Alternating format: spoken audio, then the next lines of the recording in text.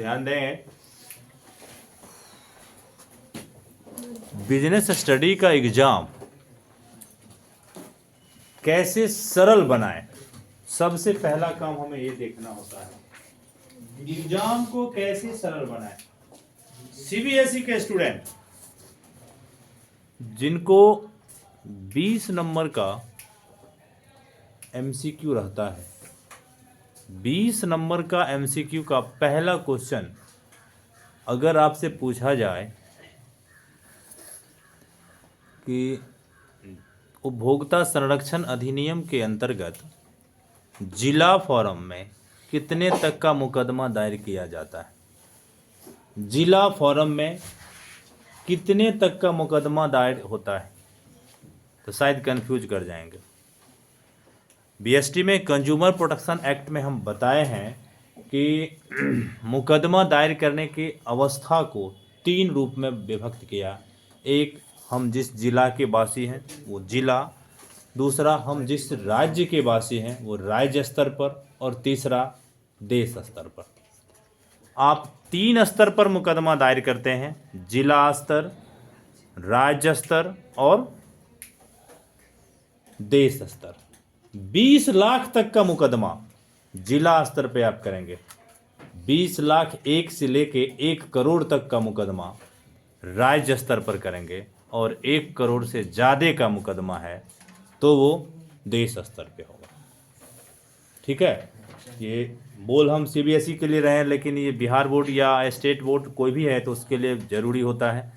तो मुकदमा 3 लेवल पे। अब कंज्यूमर प्रोडक्शन को कितने रूप में बांट दिया, तो 3 रूप में, एक जिला डिस्ट्रिक्ट, दूसरा स्टेट और तीसरा सेंट्रल लेवल। और उसके अमाउंट को बांट दिया आप मुकदमा करने के लिए 20 लाख ये डिस्ट्रिक्ट में, 20 लाख 1 से लेके 1 करोड़ तक के मुकदमा को स्टेट में, और 1 करोड़ से ज़्यादा के मुकदमा को सेंट्रल लेवल में आप दायर करेंगे। अब ये उपभोक्ता संरक्षण अधिनियम क्या है, कंज्यूमर प्रोटेक्शन एक्ट क्या है, तो लगातार व्यवसायी के द्वारा ग्राहक को ठगे जाने का शिकायत होते रहता था कि फलाना दुकानदार फलाना कस्टमर को ठग लिया, बोला कुछ दिया कुछ, गारंटी वारंटी रहते हुए भी सामान का गारंटी वारंटी नहीं दिया। इस तरह का मुकदमा अक्सर होते रहता था जिसमें ग्राहक को इग्नोर कर दिया जाता था। 1986 ईस्वी में भारत सरकार के द्वारा इस ग्राहक के हितों को ध्यान में रखते हुए ग्राहक को संरक्षण प्रदान करने हेतु एक अधिनियम पारित किया गया, जिसमें ग्राहक को यह अधिकार दिया गया कि आपको आपके साथ यदि कोई सामान खरीद बिक्री के समय अनुचित व्यवहार करता है तो आप इसके लिए क्या कदम उठाएंगे, ये अधिकार दिया गया। और अधिनियम पारित किया गया जुलाई 1986 ईस्वी में। ऑब्जेक्टिव में आता है उपभोक्ता संरक्षण अधिनियम कब पारित हुआ, जुलाई 1986 में पारित हुआ, जिसका उद्देश्य क्या था, ग्राहक को ठगे जाने से रोकना। तो ग्राहक को ठगे जाने से रोकने के लिए जुलाई 1986 ईस्वी में एक अधिनियम पारित किया गया जिसे उपभोक्ता संरक्षण अधिनियम कहते हैं। ठीक है, अब उपभोक्ता संरक्षण अधिनियम के अंतर्गत एक उपभोक्ता के कौन कौन से अधिकार हैं, एक उपभोक्ता के कौन कौन से अधिकार हैं, ये हम लिखाए हुए भी हैं। उपभोक्ता के अधिकार, सुरक्षा का अधिकार, उसके बाद जानने का अधिकार, शिक्षा का अधिकार, सुने जाने का अधिकार। ठीक है, ये हमारे मतलब उपभोक्ता का अधिकार है। ठीक है, हमको सामान लेना है या नहीं लेना है, हम अगर दुकान पर हैं, अगर ये चीज़ हमको पसंद नज़र पे आया तो हम पूछ सकते हैं इसके बारे में, क्या है, इसका क्या गुण है, क्या क्वालिटी है, क्या रैम है, क्या डिस्प्ले है ना। तो ये हुआ जानने का अधिकार है, हमको लेना नहीं लेना, पसंद ना पसंद बाद की बात है। और हम अगर ये जांच करते हैं तो इसके लिए हमको जो वहाँ दिखाने वाला है वो गलत शब्द यूज नहीं कर सकता। आपको लेना है जो आप पूछ रहे हैं, ये नहीं कर सकता, वो बताना उसका काम है। लेकिन अब हम बार बार ये चीज़ करें, 10 बार ज़्यादा सामान पूछने के लिए और मतलब ले नहीं, तब उसको भी है, उसका भी है कुछ। तो अगर अधिकार दिया गया है तो हमारा कुछ उत्तरदायित्व भी बनता है। तो अधिकार और उत्तरदायित्व दोनों डिफाइन है। इसमें सीबीएसई वाले के लिए एक महत्वपूर्ण चैप्टर हो जाता है बिजनेस इन्वायरमेंट, व्यवसायिक वातावरण। व्यवसायिक वातावरण को आर्थिक, इकोनॉमिक, सामाजिक, राजनीतिक के अतिरिक्त आप ऐसे कह दें पूंजीवाद, समाजवाद और मिश्रित, 3 भाग में बांटा। पूंजीवाद प्राइवेट होता है, ये निजी व्यक्ति का होता है। समाजवाद ये सोशलिज्म, सरकार का है, इस पर पूरा अधिकार। और मिक्स, जिस पे गवर्नमेंट और नॉन गवर्नमेंट दोनों का मिक्स होता है। ठीक है, इसी में आया आपका न्यू इकोनॉमिक पॉलिसी, नई आर्थिक नीति। ये कब आया? नई आर्थिक नीति 1991 में आया, जिसके अंतर्गत उद्योग धंधा जो लगातार नीचे की ओर जा रहा था उसको सुधारने का काम किया गया। उद्योग धंधा को सुधारने का काम किया गया, और जिसके लिए उसमें 3 नीति, लिबरलाइजेशन, प्राइवेटाइजेशन और ग्लोबलाइजेशन, उदारीकरण, निजीकरण और वैश्वीकरण। उदारीकरण, निजीकरण और वैश्वीकरण, ये 3 तरह का कार्य उसमें किया गया। उदारीकरण, उदार नीति जिसको बोलिए, मतलब उद्योग धंधा पर से जो अनुचित लॉ था, वह लॉ अगर नहीं रहता तो उद्योग ज़्यादा रन करेगा। जिस लॉ का कोई ये नहीं है महत्व, वो सारा अनुचित लॉ, जैसे बहुत तरह का आपका डॉक्यूमेंटेशन पूरा करने के बाद आपको उद्योग का परमिशन दिया जाएगा, उस लॉ को समाप्त कर दिया गया ताकि आदमी आसानी से बिजनेस स्टार्ट करे। तो ऐसे चीज को उदारीकरण कहते हैं, लिबरलाइजेशन। ग्लोबलाइजेशन, ग्लोबलाइजेशन मतलब हर देश के बिजनेसमैन को यह पावर दिया गया कि वह जिस देश में चाहे जाके बिजनेस कर सकता है। एक देश के बिजनेसमैन दूसरे देश के में जाके अपना व्यवसाय कर सकता है, ये नियम पारित किया गया, जिसे ग्लोबलाइजेशन कहते हैं। और प्राइवेटाइजेशन, बंद पड़ा हुआ बिजनेस या जो लगातार घाटे में है सरकारी संस्था, जैसे अभी अभी अपने यहाँ बिजली का क्या, इलेक्ट्रिसिटी प्राइवेट कर दिया है ना।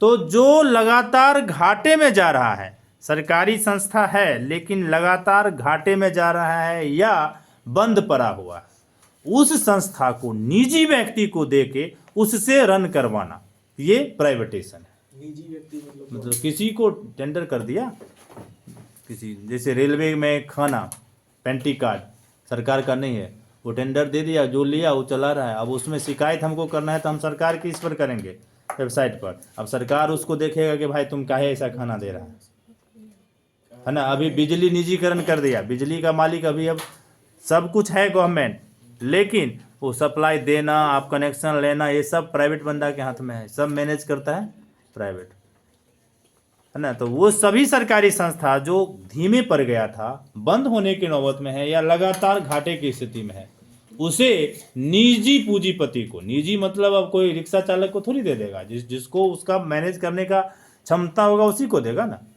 है ना।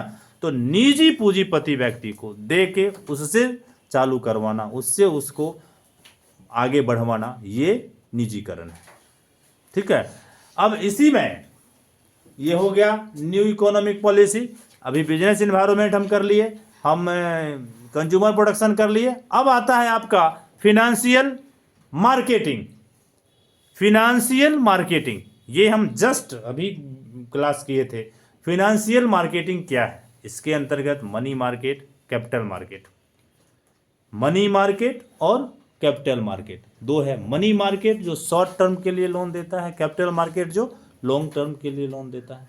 ठीक है, उसके बाद इसी में स्टॉक एक्सचेंज, स्टॉक एक्सचेंज क्या है? जिस तरह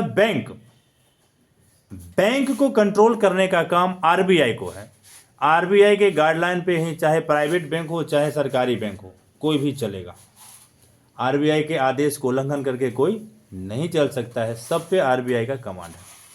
उसी तरह हमारे शेयर बाजार, अंश बाजार को कैसे चलाना है, क्या नियम कानून लगेगा, अगर किसी शेयर होल्डर के साथ कुछ गलत होता है तो वो कहाँ शिकायत करेगा, किससे करेगा, ये सब चीज को कंट्रोल करने के लिए SEBI, stock exchange board of India, SEBI का निर्माण किया गया, जिसको हम स्टॉक एक्सचेंज स्कंद विपणी कहते हैं।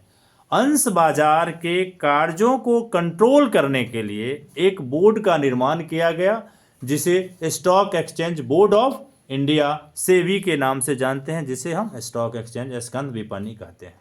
अब ये अंश बाजार दो रूप में है, जो अभी जस्ट हम पढ़ाए थे, एक बीएसई एक NSE. BSE Bombay stock exchange, जिसके अंतर्गत 30 लिस्टेड कंपनी, जो रन कंपनी है, अच्छा कंपनी है, 30 कम से कम जिसकी स्थिति अच्छी है, उसका इंडेक्स लिया गया, उसके इंडेक्स के आधार पे मार्केट को रन किया गया, जिसमें 30 रनिंग कंपनी के इंडेक्स के आधार पर मार्केट का निर्णय होता है। ठीक है, वैसे बाजार को बंबई स्टॉक एक्सचेंज कहते हैं। एनएसई जिसमें 50 लिस्टेड कंपनी को सूचीबद्ध किया गया और उसके अंश के आधार पर मार्केट का निर्णय होता है, जिसे नेशनल स्टॉक एक्सचेंज कहते हैं। ठीक है, बंबई स्टॉक एक्सचेंज अलग है, नेशनल स्टॉक एक्सचेंज जिसका हमारा क्लास लगा हुआ है प्लेलिस्ट में। अब इधर आ जाए फिर से फाइनेंस मैनेजमेंट, जो हम अभी लास्ट क्लास बीएसटी का वही किए। फाइनेंस मैनेजमेंट क्या है?